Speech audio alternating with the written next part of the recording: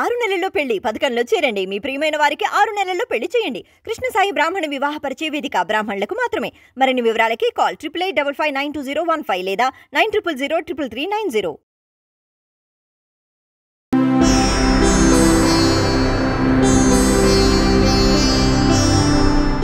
వీక్షకులందరికీ నమస్కారం.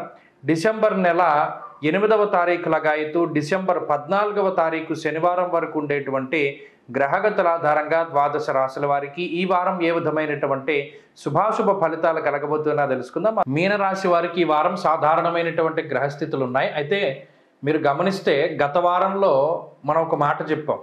పోయిన 3 వారాలతో పోల్చుకుంటే గత వారం బాగుంటుంది అన్న విషయాన్ని మనం చెప్పడం జరిగింది. ఎందుకంటే శుక్రుడి యొక్క బలం పెరిగింది.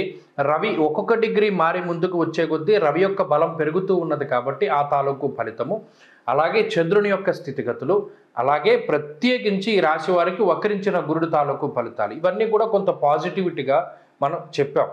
అలాగే గత వారంలో చాలామంది మీనరాశుల వారికి ఈ మార్పు కనబడింది. శుక్రుడి యొక్క లాభస్థాన స్థితి ఒక ఊహించినటువంటి మనోధైర్యాన్ని, మానసికమైనటువంటి ఆనందాన్ని, అలాగే ఉత్సాహాన్ని, ఉద్యోగంలో కొన్ని ఇబ్బందుల్ని తొలగించేసేటువంటి పరిస్థితుల్ని వాటిని కూడా శుక్రుడు ఇస్తూ ఉన్నారు. మరి ఈ వారంలో కూడా అదే మాదిరిగా అటు శుక్రబలం గురుబలం, అటు ఇద్దరు గురువులు ఉభయ గురువులు కూడా వీరికి అనుకూలంగా ఉన్నారు. అంటే దేవగురువు రాక్షస గురువు కూడా.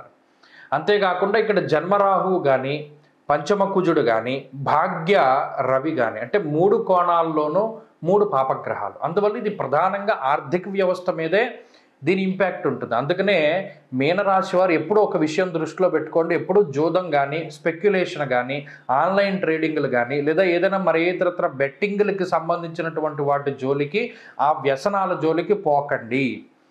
3 కోణాల్లో 3 పాపగ్రహాలు ఉన్నప్పుడు బుద్ధి వక్రగతి పడుతుంది, ఉన్న డబ్బు పోయేలా చేస్తుంది.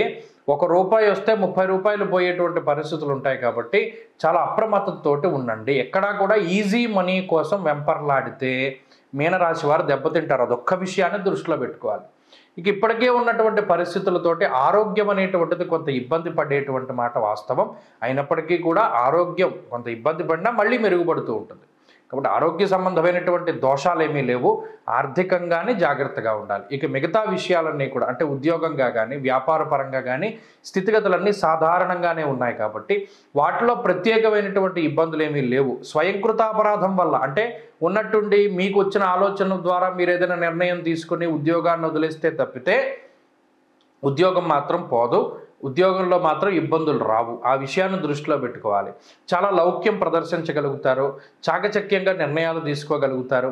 జీవిత భాగస్వామితోటి కానీ, సంతానానికి సంబంధించినటువంటి విషయాల్లో కానీ చాలా ముందు చూపుతోటి ఆలోచన చేస్తారు, మంచి నిర్ణయాలు తీసుకుంటారు. అలాగే ఏదైనా జీవితంలో ఎదుగుదల కోసం ప్రయత్నం చేస్తే వీటన్నిటిలో కూడా మంచి ఫలితాలను సాధించగలుగుతారు. వ్యాయామం చేస్తూ ఉండండి. జీవితంలో ఏలినాటి శని ఉన్నప్పుడు ఎక్కువ నడుస్తూ ఉండాలి. అది కూడా చెప్పులు లేకుండా నడవమన్నారు. అప్పుడు శని యొక్క దోషం తగ్గుతూ ఉంటుంది. శనివారాలైనా సరే చెప్పులు వేసుకోకుండా నడవండి, మంచి ఫలితం వస్తుంది.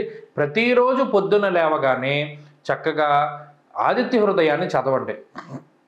ఆదిత్య హృదయాన్ని చదవడం ద్వారా సగం దోషం పోతుంది. ఇక మిగతాది భగవత్ సంకల్పం కాబట్టి శనివారం నాడు తిలదానాన్ని ఇవ్వండి, మంచి ఫలితాలు వస్తాయి. ఈ వారంలో కలిసి వచ్చేటువంటి రోజు శుక్రవారంగా చెప్పవచ్చును. అదృష్ట సంఖ్య 2, అదృష్ట వర్ణము తెలుపు. స్వస్తి.